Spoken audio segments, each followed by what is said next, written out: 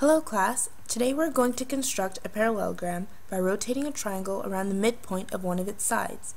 Next, we will measure angles and sides to determine their relationships. Finally, we will construct diagonals through the parallelogram to examine their relationships with the angles and each other. Before we begin, let's review parallelograms. We know that a parallelogram is a quadrilateral with both pairs of opposite sides parallel to each other. This definition allows for squares and rectangles to be parallelograms as well. However, for this exercise, we will create the stereotypical parallelogram. The first step is creating our triangle. So go to your point tool and make 3 points. Please make one point higher than the other two.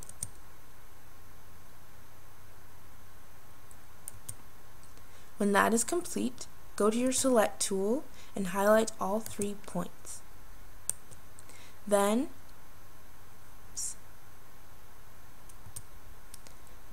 go to the construct tool and choose segments. If your triangle is looking a little equilateral, you can change that by moving one of the points. Good. Now let's label the points so that we all have the same context. Go to the topmost point, first unselect point B, choose the topmost point, go to display, select label point, and input A in the label if it does not already show up. Press OK. Then go to the point that is to the right of A and first unselect A. So choose the point to the right of A, display, label the point, let's name that one B, press OK, and unselect B, and finally let's label our last point. We'll go to display again, label the point, and it is going to be called C.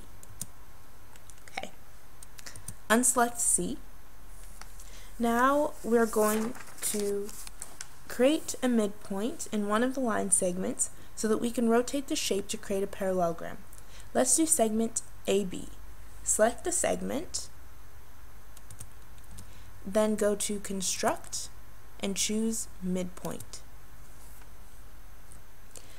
Now we can rotate our triangle around that midpoint we just created to create a parallelogram. So double click the midpoint and then click point A, segment AB, point B, segment BC, point C, and segment CA.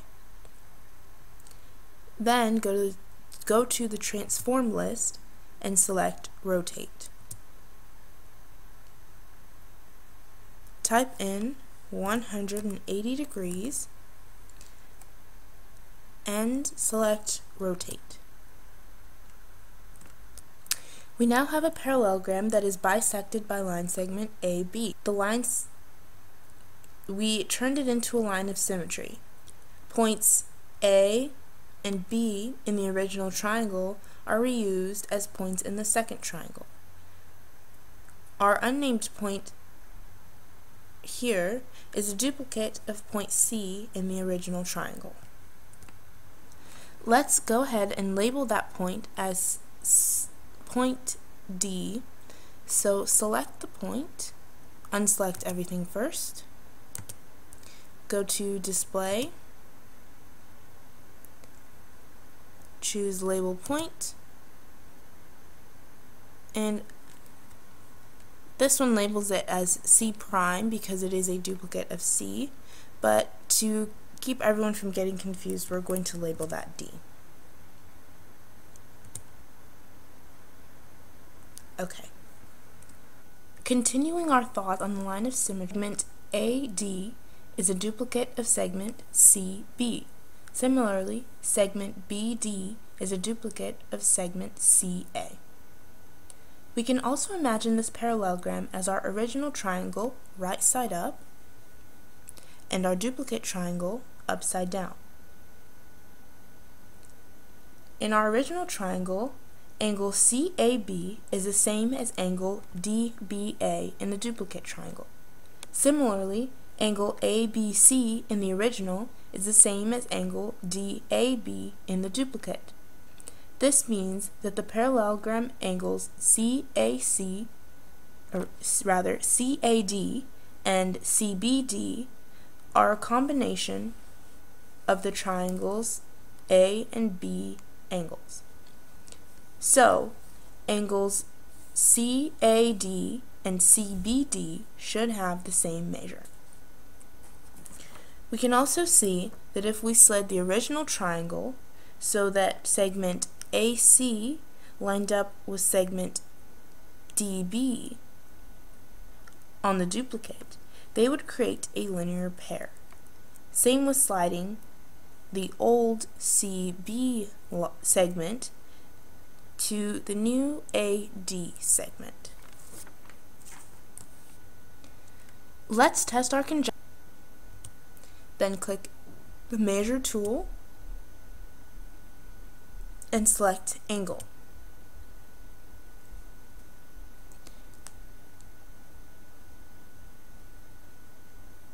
We'll wait a second for it to show up. There it is. Unselect everything. Now we're going to measure angle DBA.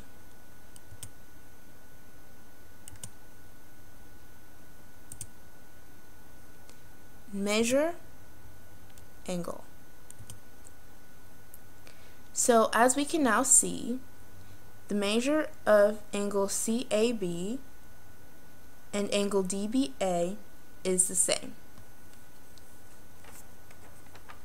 So we now have proof that angle CAB from the original triangle was duplicated to create angle DBA in the second triangle.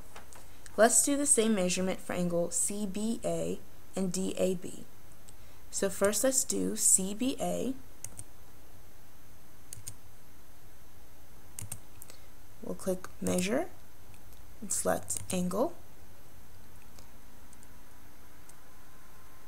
And now let's do DAB. DAB.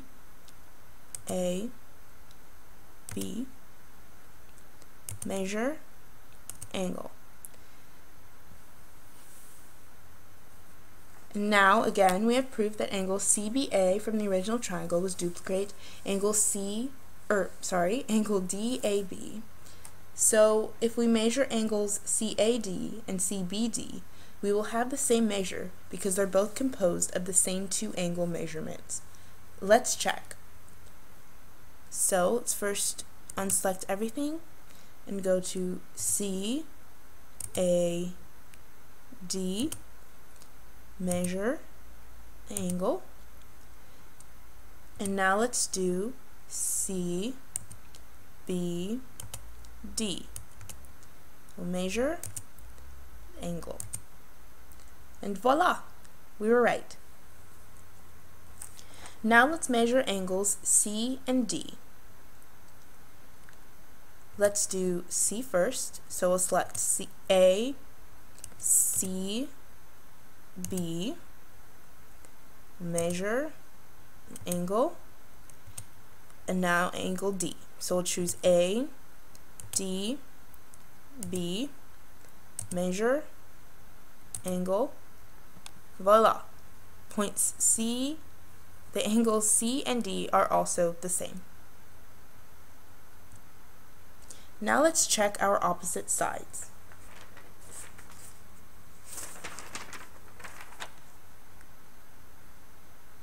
Measure segment AC by selecting it. Click the Measure tool and measure the length. Now unselect and measure segment DB. Go to Measure Length. This one is also 3.84 centimeters. This shows that we have the same lengths for segments AC and DB, which are opposite each other. Let's check segments AD and segments CB. AD, measure the length. We get 6.51 centimeters. Now segment CB, select, measure length, 6.51 centimeters.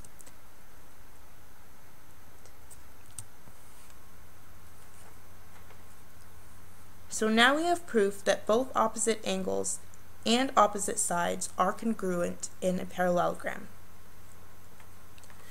What about consecutive angles? As previously hypothesized, these angles should add up to 180 degrees. So, select both measure of parallelogram angle CAD and angle ADB. So first, let's do CAD.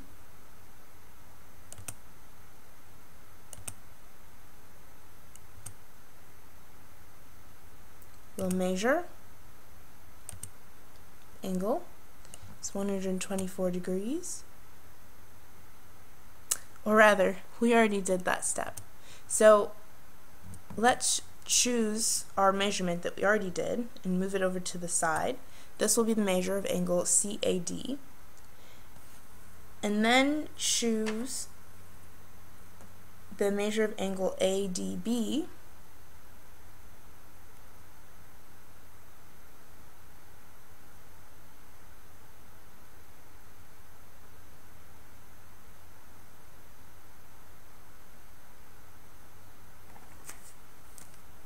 Sorry, it's sometimes hard to find these. So here's measure of angle ADB. So we will drag it over with CAD. Now highlight both angle measures. Go to number, go to calculate,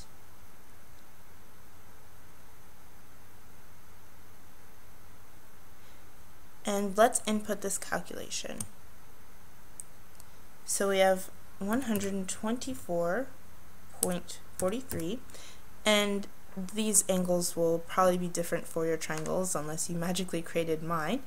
And then we'll add the second angle. Mine is 55.57. And there I have 180. And since we just check every consecutive pair to confirm that they all add up to 180 degrees. Finally, let's create another diagonal through the parallelogram and analyze its relationships. So select points C and D, unselect everything first. So C and D, go to construct and choose segment. We can see that these diagonals create alternate interior angles with the angles they intersect. For example, angle DCB is the same angle as CDA. This occurs because we essentially rotated triangle DCB along the midpoint in segment DC when we created a diagonal from segment DC. We got proof of these alternate interior angles when we measure CAB and DBA, and those are these two measurements right there. We can also see that these diagonals enter to create two sets of vertical angles that are equal to their pair. When we take one of each vertical angle, say this one and this one, we see that they create a straight line, which makes supplementary angles that add up to 180 degrees. Altogether, these vertical angles total 360 degrees. I will now leave you with a challenge. Can you show that angle CAD and angle ADB are supplementary angles? Use a method other than measurement to prove this. Hint, you might want to use rotation. Ciao!